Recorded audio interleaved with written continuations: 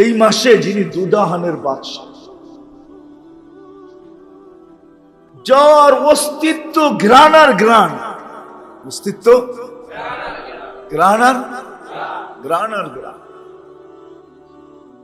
যার সাথে আল্লাহ মোহাব্বত করে। কে কে মোহাব্বত কে করছে? যার সাথে ইয়ারি করছে কে?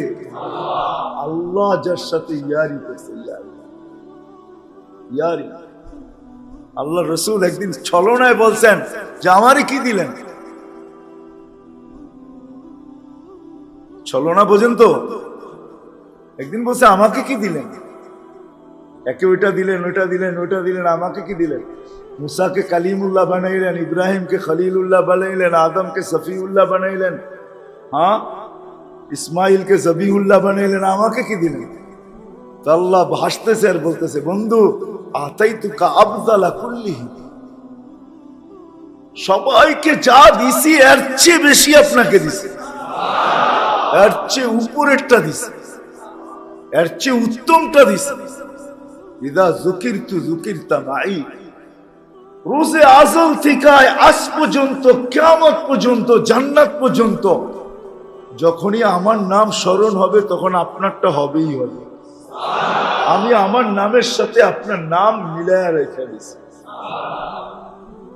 জুড়া দিছি, আবদ্ধ করে দিছি, গাইথা দিছি। ইদা যুকিরতু যুকিরতা মাই, আপনি আমার সাথে স্মরণ হবে রোজে আজল থেকে। এই জন্যই তো আদম আলাইহিস সালামকে জিজ্ঞেস করা হয়েছিল, কোথায় দেখছো? প্রথম আরশে দেখছি, লেখা আছে ইন্নানি আনাল্লাহ লা ইলাহা ইল্লা আনা মুহাম্মাদুন আবদি ওয়া রাসূলি, আমি আল্লাহ, মুহাম্মদ আমার বান্দা, আমার রাসূল। বুঝি মুহাম্মদ কে?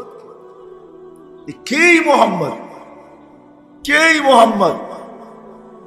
আদম আলাইহিস সালাম জিজ্ঞেস করছে কেই মুহাম্মদ? আল্লাহ কি বলছেন? আল্লাহ বলছে লাউলাহু লামা খালাকতুকা ইয়া আদম, উনি না আসলে তুমিও আসতে, ওনার কারণেই তো তোমার অস্তিত্ব, ওনার কারণেই আমি তোমাকে পয়দা করছি, নাহলে করতাম না। উনি আমাদের আখিরাত গুছায়া দিয়ে আসছে, যার অস্তিত্ব গ্রাণই গ্রাণ। কি? যাকে আল্লাহ মাহবুব বানাইছেন। কি বানাইছেন? আল্লাহ মাহবুব বানাইছেন, মাহবুব। মুহিব আল্লাহ কে? ওলামা জানে আরবির তরজমা। মুহিব, মাহবুব কে? মুহাম্মাদুর। আল্লাহর শানে এই শব্দ বলা চলে না, তাহলে আমি বইলেই দিতাম, কিন্তু আল্লাহ তো, এই জন্য এই শব্দ চলে না। আমার কাছে আর কোনো বিকল্প শব্দও নেই, শুধু এতটুকুই বুঝাইতেছি, মুহিব আল্লাহ, মুহিব। মাহবুব কে?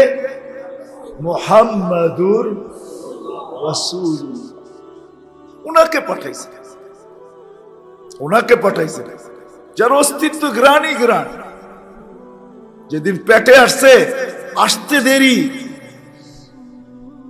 আসতে দেরি, আমেনার শরীর দিয়া সুগ্রাণ ফুটা বাহিরিতে দেরি হয় না। আমেনা যেদিক দিয়া যায় ওদিক দিয়া যেন সুগ্রাণ ছড়াইতে, মোহিত করতে করতে যায়। আমেনার গায়ে যেই বাতাস লাগে, ওই বাতাস পর্যন্ত সুগ্রাণ ছড়াইতে ছড়াইতে আগে যায়। বিধবায় সুগ্রাণ লাগানো নিষিদ্ধ ছিল, কোরআন আমাদের মযহাবেও নিষিদ্ধ, আরব ভূখণ্ড নিষিদ্ধ ছিল। 2 দিনে ফাইটা গেছে পুরা আরব। আব্দুল মুত্তালিব কি পুত্রবধূ নিয়ে আসছে, বিধবা সুগ্রাণ লাগায়, আবার এরকম সুগ্রাণ যে সারা মক্কাকে মাতাল করে ফেলে, যার নাকে যায় ও মাতাল সুগ্রাণে। ফাতেমা শুধু বলেন না রাদিয়াল্লাহু তাআলা আনহা, ইয়া মান শাব্বা তুরবাত আহমদি ফাকাদ শাম্মা মিনাত তিবি কাওয়ালিয়া। ফাতেমা বলতে বাধ্য হইছেন, শুধু শুধু বলেন নাই, বলে মুহাম্মদের গায়ের ঘাম তো দূরের কথা, যে মাটিতে টাচ হয়েছে, ওই মাটি যে লাগাইছে ওকে জান্নাতের খুশবু ওইটার সমান হবে না। ফাকাদ শাম্মা মিনাত তিবি কাওয়ালিয়া। ইয়া মান শাম্মা তুরবাতা আহমদি ফাকাদ শাম্মা মিনাত তিবি গাওয়ালি। হায় হায় হায়। আব্দুল মুত্তালিব এসব জিজ্ঞাসা করছে, আমেনা বেটি নাক কান কাটা গেছে, লোক সমাজে চেহারা দেখাইতে পারবে না। বলছে কেন? বলছে তোর সুগ্রানে মক্কা মাথা। সবার ঘরে আলোচনা, বিধবা আবার সুগ্রান। বলছে আব্বা আম্মা থুতু ফালায়, বলছে আব্বা আম্মা থুতু ফালাইতে দেরি, তুফানের মতো সুগ্রান উঠতে দেরি নেই। সুগ্রান উঠতে দেরি হয় না। বলছে আম্মা শুধু শরীরের ঘাম না, শরীর না থুতু পর্যন্ত সুগ্রান হয়ে গেছে।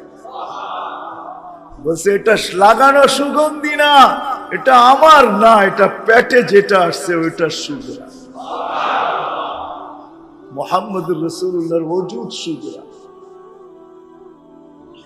এই জন্য তারপরে বলছে, শাশুড়ি বলছে এই জন্যই তো তুই গোসলখানার থেকে বাহির হলে আমি গোসলখানায় ঢুকলে যেই ঢুকুক মনে হয় যেন গোসলখানার থেকে সুগ্রান দিয়া প্যাক করে রেখে আসছে, প্যাক করে।